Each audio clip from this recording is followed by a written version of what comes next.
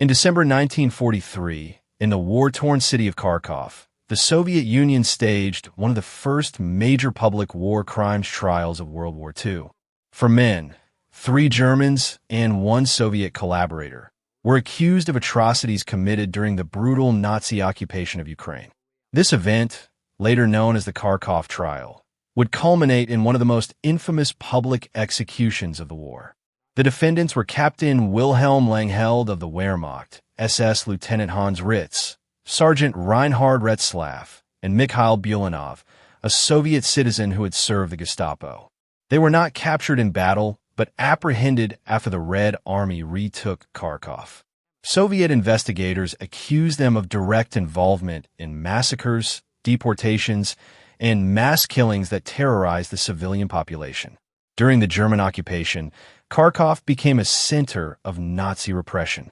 Thousands of civilians, particularly Jews and Soviet prisoners, were murdered, often through shootings or in mobile gas vans. The trial presented witness testimonies, documents, and confessions linking the 4 men to these acts, portraying them as willing participants in a campaign of extermination. The trial was as much about justice as it was about sending a message.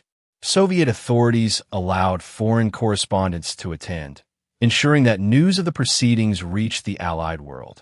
The charges were read in detail, the accused given a chance to respond, and the crimes laid bare before an audience that included survivors. Each man was found guilty of war crimes and crimes against humanity. The sentences were delivered swiftly, death by hanging. But the Soviets decided that the executions would be public, a visible reckoning for the horrors inflicted on the city. On a cold December morning, a large crowd gathered in Kharkov's central square. Wooden gallows had been erected, and the 4 condemned men were brought out under heavy guard. Soviet officers read the verdicts aloud once more, and the crowd listened in grim silence. With no hoods placed over their heads, the prisoners stood facing the gallows. Ropes were fixed, and the executioners moved quickly. Within moments, all 4 men were hanging side by side, their bodies swaying in the winter wind. The public execution was intended as a deterrent, both to any remaining collaborators and to future occupiers. For the citizens of Kharkov, it was also a moment of catharsis after years of occupation, hunger, and fear. Photographs and newsreel footage of the hangings were circulated widely, making this one of the most documented war crimes punishments of the Second World War.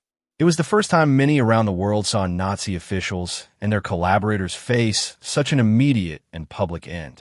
The Kharkov trial and execution of these 4 men became a model for later Soviet war crimes trials.